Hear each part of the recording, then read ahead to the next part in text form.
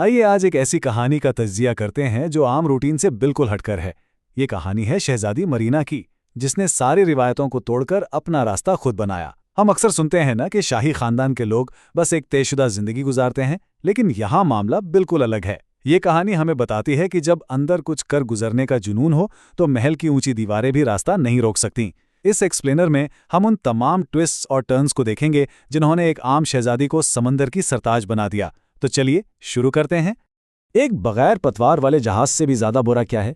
एक ऐसी शहजादी जिसे हमेशा खामोश रहना पड़े। वाह, क्या जबरदस्त बात है। एक जहाज जिसमें स्टीयरिंग ना हो वो तो लहरों के रहमो करम पर होता है, बेमकसद। लेकिन मरीना के लिए एक ऐसी शहजादी बनकर जीना जिसे हमेशा दूसरों के फैसलों पर हाँ में हाँ मिलानी पड़े, इससे भी ज्यादा तकलीफ दे और बेमाने था। ये सिर्फ एक जुमला नहीं, बल्कि इस बगावत की चिंगारी है जो उसके अंदर कब से सुलग रही थी। पहला हिस्सा, महल की दीवारें, जहां सिर्फ कवायद और दूसरों की तवक्कात का राज होता है। यहां दोनों मंसूबों का फर्क देखिए, जो असल कशमकश है। बादशाह अल्फोंसो, जो कि मरीना के वालिद हैं, उनका प्लान था कि 2 महीने में शहजादा एडवार्डो से उसकी शादी करा दी जाए। एक ऐसा शहजादा जिससे वो जिंदगी में सिर्फ एक बार मिली थी। और दूसरी तरफ मरीना का अपना प्लान, अपने ख्वाबों के पीछे जाना और मशहूर जहाज रेड सरपेंट का हिस्सा बनना। ये बिल्कुल वाज़े जंग थी। एक तरफ जबरदस्ती के फराइज और दूसरी तरफ अपना जुनून। अब इस नंबर पर जरा गौर करें, 16 साल। ये कोई छोटा अरसा नहीं होता। मरीना ने अपनी जिंदगी के ये 16 साल महज शाही आदाब सीखने में ज़ाया नहीं किए। उसने खुफिया तौर पर समंदरी सफ़र और नेविगेशन की मोटी मोटी किताबें चाट डाली थी। महल के आरामदेह कमरे में बैठकर भी उसका दिमाग समंदर की लहरों, नक्शों और सितारों को पढ़ने में लगा रहता था। सच तो यह है कि वो बादशाह के बड़े बड़े एडमिरल से ज्यादा जानती थी। कमाल की लगन थी उसकी। दूसरा हिस्सा, आजादी की जानिब, एक कदम अनजाने सफर की तरफ। तो आखिरकार जब उसने अपना ताज छोड़ा तो उसकी मंजिल था ये जहाज, दी रेड सर्पेंट। लेकिन यहां एक ट्विस्ट है। ये कोई आम लुटेरों वाला जहाज नहीं था। कैप्टन कैटलीना की क़यादत में चलने वाला यह एक इंतहाई उसूल पसंद जहाज था। इनका रूल बिल्कुल क्लियर था, सिर्फ स्मगलरों को निशाना बनाना है, किसी की जान नहीं लेनी और अपने किसी साथी को पीछे नहीं छोड़ना। ये चीज़ बहरी क़ज़ाक़ों के हवाले से हमारी इन सभी आम खराफात को बिल्कुल बदल कर रख देती है। तीसरा हिस्सा, समंदर का इम्तिहान, क्योंकि आसान तो कुछ भी नहीं होता। जहाज पर पहुंच जाना ही काफ़ी नहीं था। कैप्टन कैटलीना ने इसे खुद को साबित करने के लिए 1 महीने का कड़ा आजमाइशी वक्त दे दिया था। और जो बात सबसे ज्यादा मुतासिर करती है वो ये कि मरीना ने अपनी किताबी मालूमात को फौरन प्रैक्टिकल महारतों में बदल दिया। सितारों की मदद से रास्ता निकालना, तूलुल बलद का हिसाब लगाना और डबल शीट बेंड नॉट लगाना, जिसकी उसने महल में सैकड़ों बार प्रैक्टिस की थी।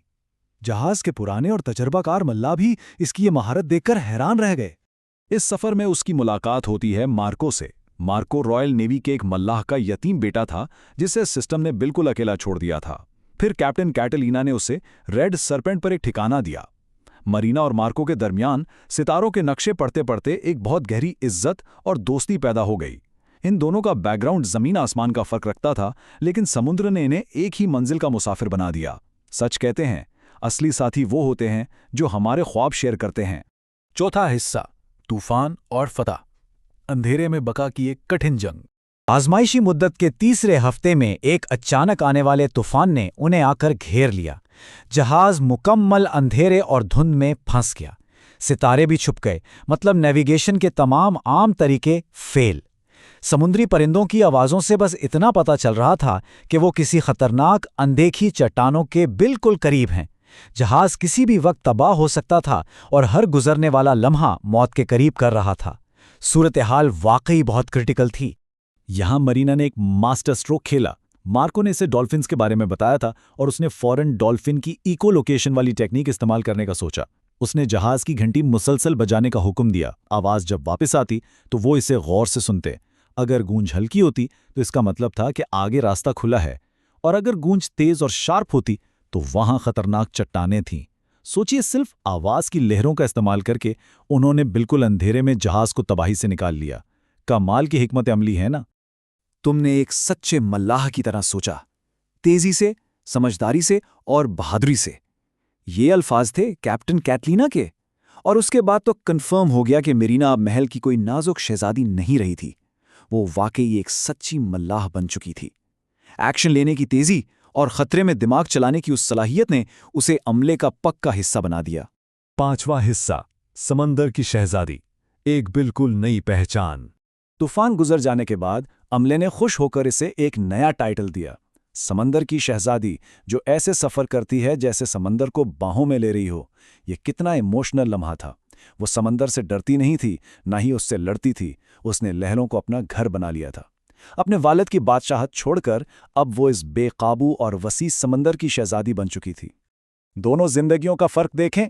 महल की शहजादी सख्त कानून में जकड़ी हुई एक अनजान शहजादे के लिए बनी हुई, जबकि समंदर की शहजादी वो मुकम्मल अपनी मर्जी की पाबंद थी और सिर्फ लहरों के लिए बनी थी।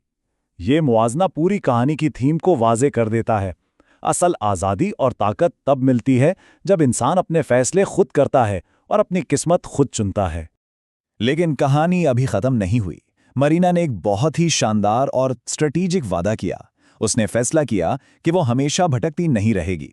उसका प्लान था कि वो 6 महीने के लिए वापस महल जाएगी और जाकर अपने अलग शाही जहाज का मुतालबा करेगी जिसकी कप्तान वो खुद हो, और फिर वो मार्को के पास एक शाही कप्तान के तौर पर वापस आएगी।